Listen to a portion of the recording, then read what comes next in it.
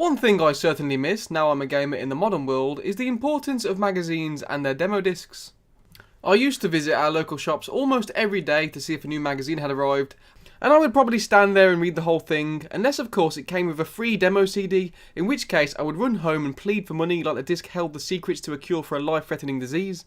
As I'm getting older, the memories of these demo discs that I had once experienced seem to be coming back, and I will recollect maybe a certain scene or a piece of music and will have to rattle my brains for days on end searching the internet, trying to find out what that game was with the magical book and the guy made of balls. That particular memory turned out to be Ecstatica 2.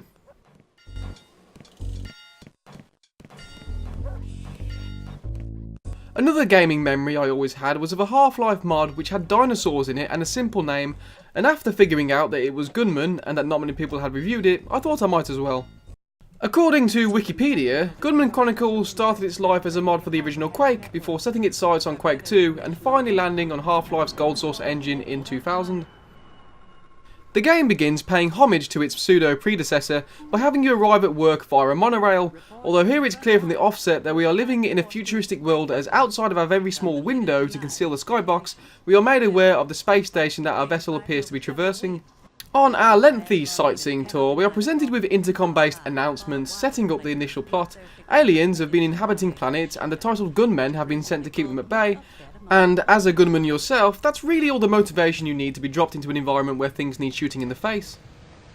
After a small briefing session where you realise that maybe just one more character model would have been a good idea, you are sent off for your weapons training. Being an FPS, and one from the golden age, you would think that a tutorial on pointing your reticule at a thing that you want to die and clicking the mouse wouldn't need too much explanation. However, after the disappointment of the copy-pasted character models, we do get some diversity here in the weapons. Most every weapon you acquire will have a number of customizable options, fundamentally changing how they work. Your starting laser pistol, for example, has 3 basic firing modes. There is Pulse, which fires a concentrated beam, Scatter, which uses less ammo more quickly and is self-explanatory, and Charge, which uses more ammo and is more powerful, but a slower shot. The laser pistol also gains a sniper attachment, and all 4 modes consume the same ammo. The real ones are a lot harder to hit. Then there is your shotgun, the bread and butter of any old school FPS, which you can choose to fire from 1 to 4 shells at any time, and 3 different firing modes which affect range and scatter. And then there is the rocket launcher, which just has a silly amount of customization. Not to use the cluster bomb payload against airborne targets. The only weapon that isn't close quarters combat to be non-customizable is the assault rifle, but this comes with a secondary fire mode where it goes ballistic at the cost of overheating, which, if it does overheat, will not stop firing until it decides to cool down. After you have spent as much time as you like trying out the weapons and getting the feel for them, you annoyingly have to give them all back and proceed to the dropship, which along with the commander character models reminded me strangely of Halo 2 of all things. When your dropship lands, you are faced with your army of clones who speak of a strange signal that has been located on the planet, one that could possibly belong to a high-ranking gunman. As you look around and gauge a more rooted first impression, you will be left with the unsettling feeling of blandness. The Gold Source engine has always had a hard time when trying to build outdoor environments, something Half-Life only just about got away with, but here it is clear that it is missing that certain magic which Valve managed to create. What was that? There's something out there in the jungle. But never let first impressions rule your opinion of something, especially when it comes to computer games. I can name a number of games that I wasn't overly keen on when I first loaded them, which turned out to be some of my favourites. Pressing on, it doesn't take too long to realise your presence on this planet has not come as a coincidence, as you appear to walk into an ambush, taking out most of your clones, and to their knowledge, yourself. From here, you return to FPS Solitude, as you try to gain a foothold in the game's plot. It would seem that intergalactic cowboys were ready for your arrival and have set up military placements throughout this prehistoric planet. As with most first-person shooters, your first and foremost enemies will be simple cannon fodder, just to get you used to pointing and clicking at things, and in this instance we have small dinosaurs soaking up the ammo. But before long, you will meet this man, who I like to call Captain Exposition, who explains quite concisely the backstory, current plot and future plans. It turns out he is your old general, who you so cowardly left for dead, leaving him to fend for himself against an alien race. During his escape, he had a moment of inspiration into the power he could harness from the beasts who held him captive, and in revenge for your betrayal, he wants to use you as a guinea pig for experimentation. Basically, he's the Weyland-Yutani Corporation from Aliens, but voiced by Donald Sutherland's love child. But you left us all to rot in the guts of those silicon beasts. After crushing the monster's heart with my bare hands, I struggled tooth and nail to free myself. I won't bury the lead in saying that this was the game's turning point for me, and luckily it happens fairly early on. This is of course partially due to the introduction of the Soup Boot music from Half-Life, paired with the massive dinosaur to really ramp up the mood, but aside from that, the game starts to slowly develop into its own personality. Your first encounters that can fire back at you come in form of the dual-wielding cowboys. They're not massively clever, and more often than not they'll try and show off their rolling skills rather than returning fire at you, but they share the fun combat mechanics the game's engine was built for. They can also have some quite humorous dialogue. Killed it. Another one. Oh, he's up. Oh, crap. Let's just blow him up. Thankfully, and completely absent from my knowledge at the time I played this, Gunman doesn't play in this environment to its climax. The game actually has more of a level-based structure. Once you have fought your way through the uninspired environment, you stow away on the captain's ship, who for plot convenient reasons fly straight to a faraway moon, inhabited by various aliens and an old AI system which apparently has become rampant, along with many droids. The game from here on becomes enormously more interesting and really should have been the game's starting point. But setting and enemies aren't everything. A game has to be fun to play, and for the most part Gunman pulls it off. For any first-person shooter, the weapons have to be satisfying to fire and need to have a rewarding connect when you hit an enemy. Joyfully, this is something most games from the era get right. I think it somewhat draws from the limitations of the time. There is no aiming down the sights or compensating for bullet drop. Most weapons always hit the dead centre part of their aiming reticle, so all there really was to consider was sound effects and weapon design.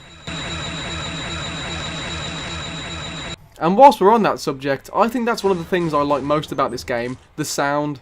It's mono, predetermined and gritty. It's so in the past it almost sounds like the future, and that only helps exacerbate the fact that you're playing something not set in reality. But rather than take you out of the experience, it manages to immerse you even more because everything about it is at the same level. This is something I think a lot of new games misstep by trying to be too realistic alongside being fanciful. This is unrealistic from start to finish, and not feeling the need to relate to anything is what allows you to go along with it.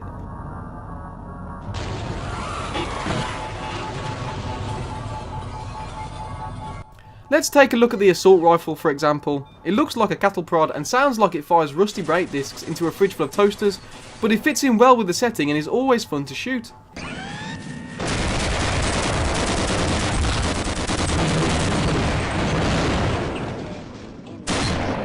Along with being fun to shoot, things are fun to hit. Most alien creatures will shed chunks of flesh and goo, or appropriately explode depending on the weapon.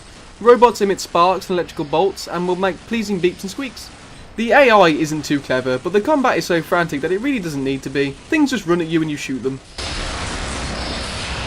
Unfortunately, however, this isn't the case for all the game. As the plot progresses, it starts to build intrigue with the presence and befriending of the AI supposedly gone rampant, who dictates your actions and sets you up with some of the game's few puzzles. This begins a path invoking System Shock, filled with sci-fi and technology, only to be let down by the next level where you crash land on an incredibly boring desert with almost nothing to look at but caves and a few poorly designed structures. This really is the game's low point, as it seems like arbitrary padding to make the game last longer, which for a game that only takes 4 to 5 hours to get through, leaves the impression of a lack of ideas.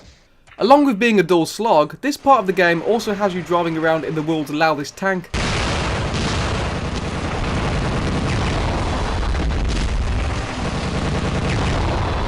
Using it to ferry you from obstruction to obstruction. The one saving grace of this section is that you finally acquire the sniper rifle, which would require an open setting to become relevant, but I would have traded it in for some more corridor crawling personally. But getting past this section, the game quickly shifts gear back into being interesting in the underground laboratory, where you also acquire my favourite weapon, a customisable science kit mixing gun thing, which I like to call Old Splodgy. Old Splodgy allowed you to mix different combinations of acid, neutral and base chemicals to dictate the projectiles it fires, along with the pressure it fires at.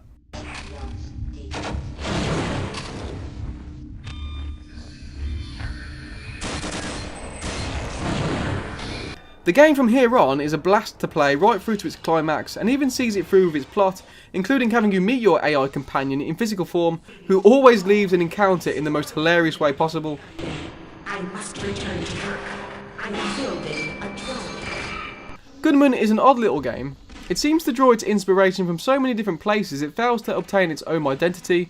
Its themes shift from Turok to System Shock to Aliens to incredibly boring Western, but at its core it still has the driving force of Half-Life and its engine behind it.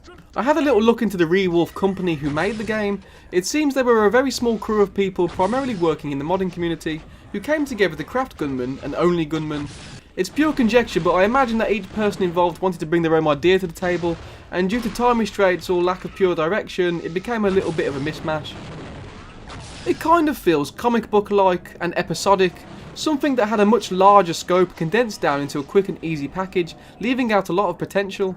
But I had fun, and the worst thing I can say about it is the middle section of the game is a bore, but the game itself isn't that long. I finished it in one sitting near enough, so I can't begrudge it too much for that.